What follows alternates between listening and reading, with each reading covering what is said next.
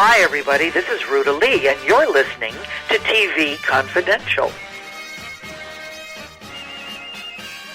Ed Robertson, along with Tony Figueroa and Donna Allen, as we continue a special series of This Week in TV History segments in which we look back at the premieres of several milestone series that began their network TV run in September 1965. This particular segment originally aired in September 2015. Tony, what's up next? Hogan's Heroes, September 17th, 1965. It seems to be we just had a conversation about that. Yes. A two-part conversation about that. Yes. Available.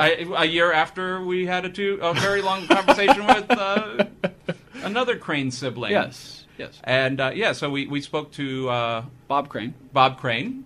The son of Bob Crane. Robert Crane, but we can call him Bob. Yeah, he said we could call him Bob, so we will. Said we can call him Bob. And the year before we spoke to Karen Crane. Yes.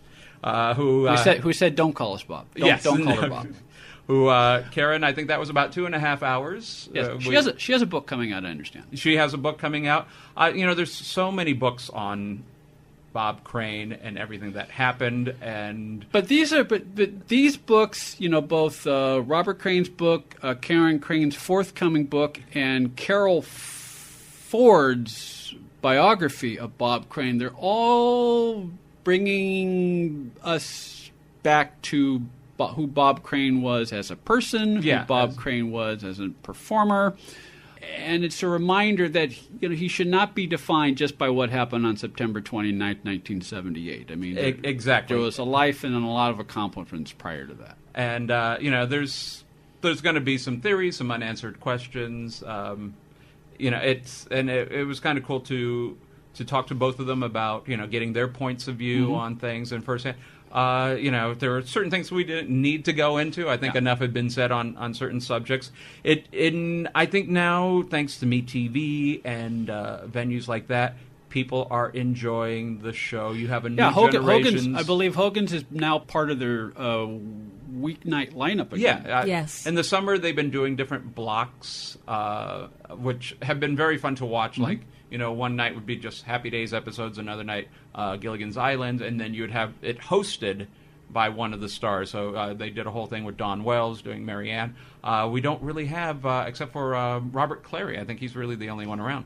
But when we go back to, when summer's over, we'll probably see more of Hogan's Heroes again. And I do believe that Bob is going to be doing something to commemorate the 50th anniversary of the show.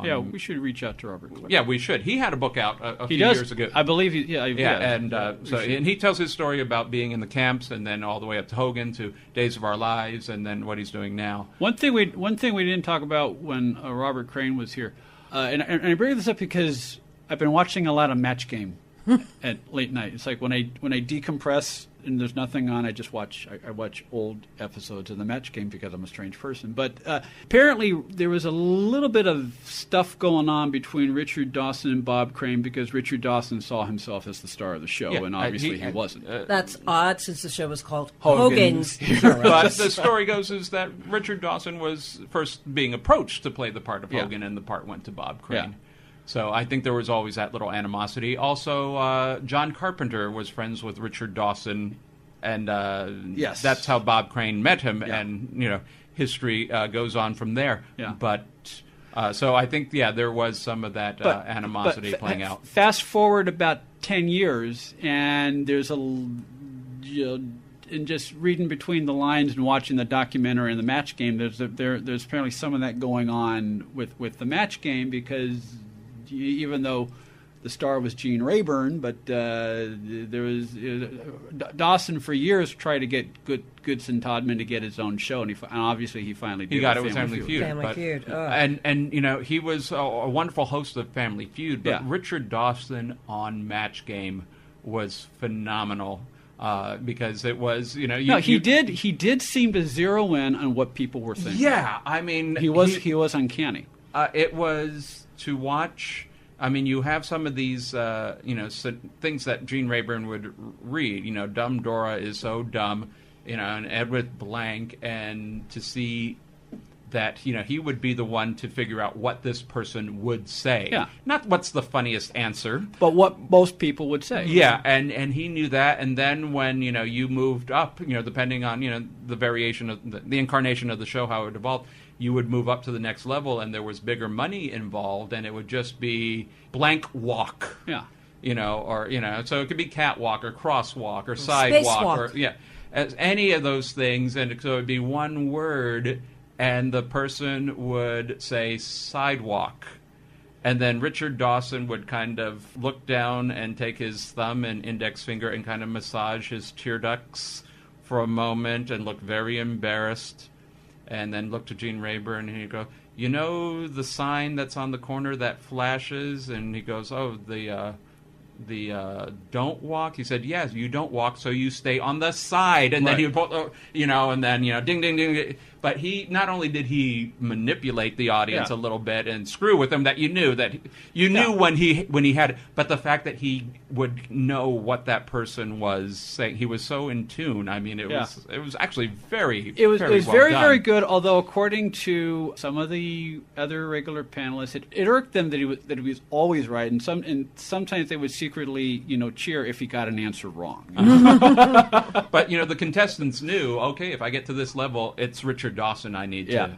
And it got to the point, and we'll move on to the next one just then. But it got to the point where they implemented the Star Wheel, where the idea for the big money super match, the idea was to get some of the other celebrities other than Richard Dawson as part of the, and so they implement the Star Wheel in 1978, and the first time they spin it, who does it land on?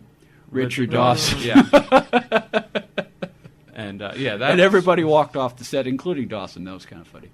They had, what's it? It was Richard Dawson was a regular Fannie Flagg, Charles Nelson Reilly, Brett Summers, Gary Berghoff did it. Joyce Bulifant was a semi-regular. McLean Stevenson was a semi-regular. Didn't Jack Klugman come in? Jack Klugman was one. Yeah, he did both the 1960s version of the match game and the 1970s. Jack Klugman was one of the first week panelists of the 1970s match game, and it was because of Jack Klugman that Brett Summers became a regular. Although she did not originally sit in the set in the top level, she sat in the number 4 spot the first couple of times, and then eventually she was in the number 2 spot. When I think of game shows and Bob Crane, Tattletales.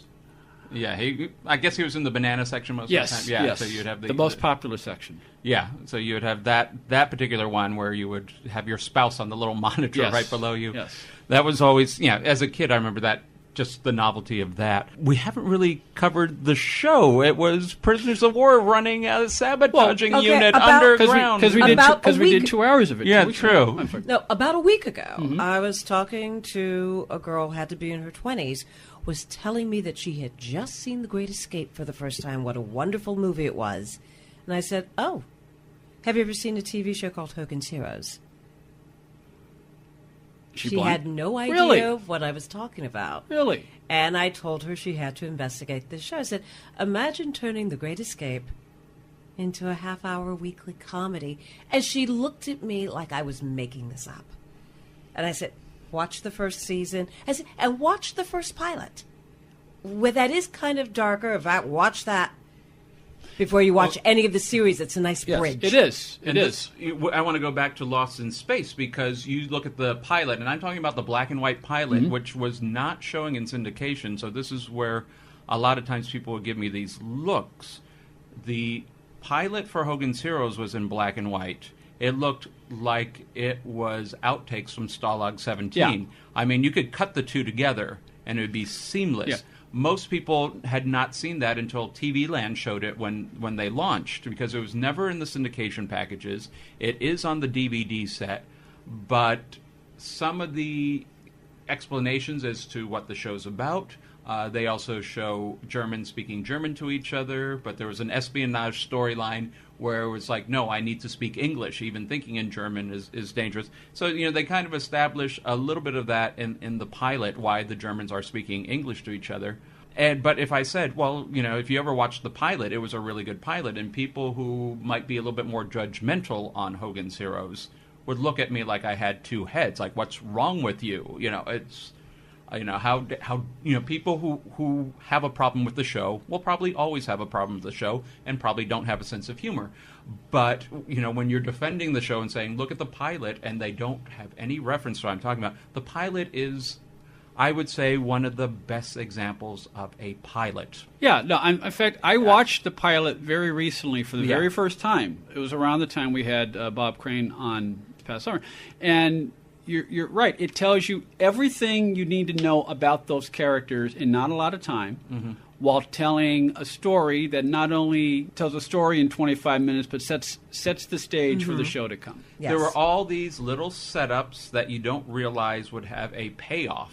And there was a whole bunch when they are giving this new prisoner who they know is a spy a tour of the tunnels and the whole operation that they have, which most of it is only seen in the pilot.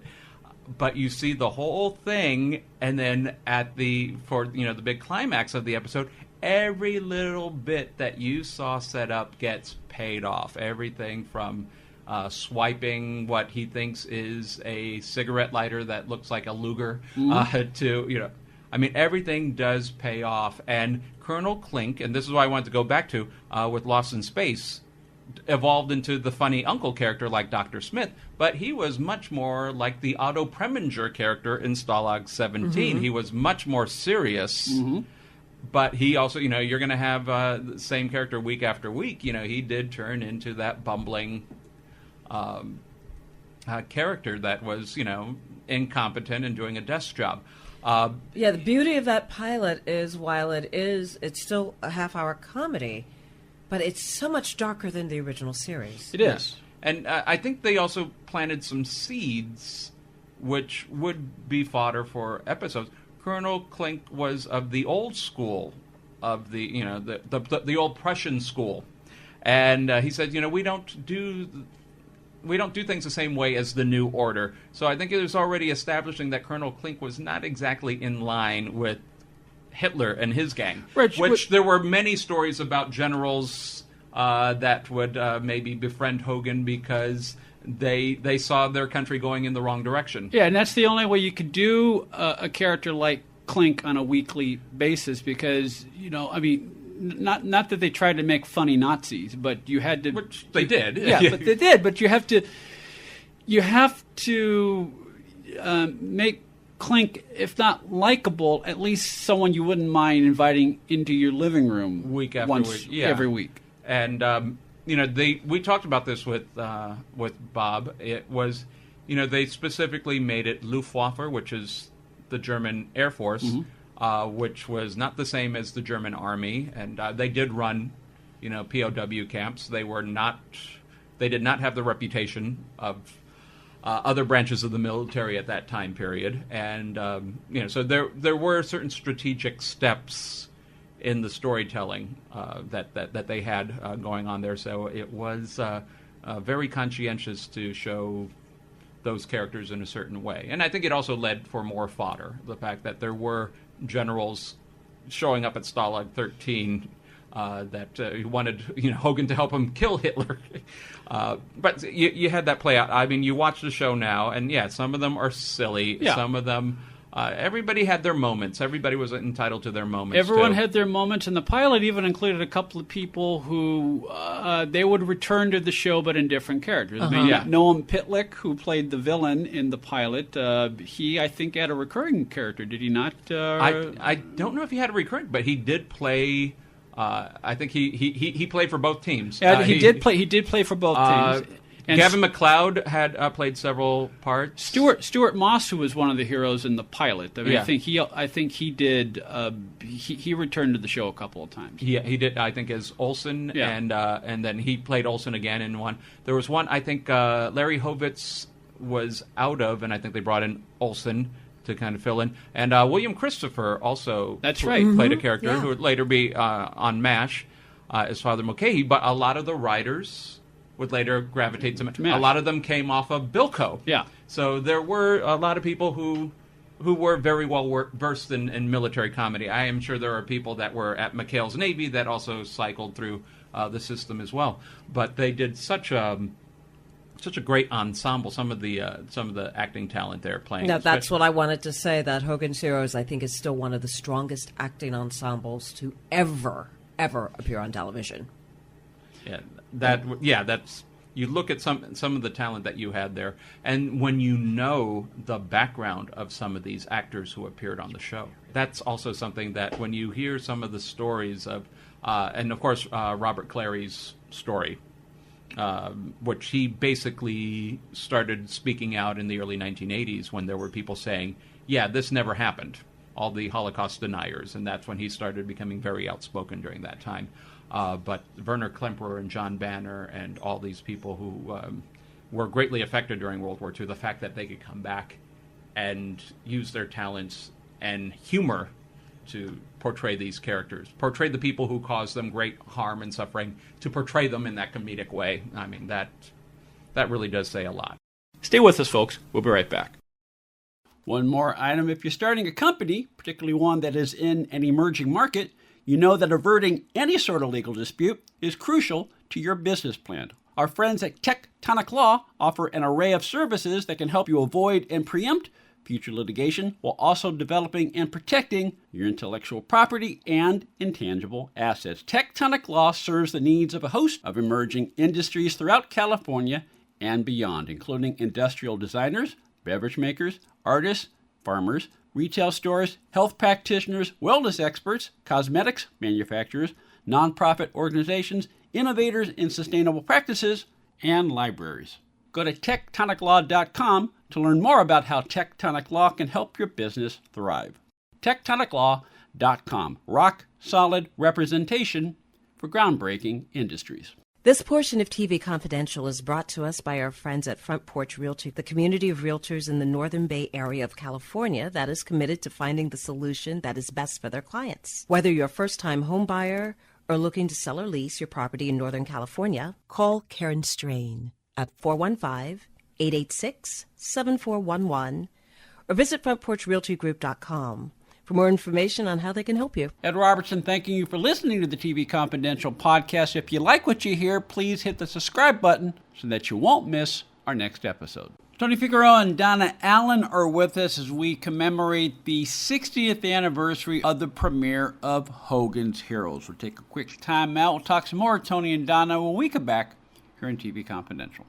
Do you owe the IRS $10,000 or more in back taxes? Are you being audited or investigated? Has the IRS sent you a letter demanding payment? You may not owe what they claim. Make this free call to the tax doctor now. Let them negotiate with the IRS on your behalf. 800-239-0201. 800-239-0201. That's 800-239-0201.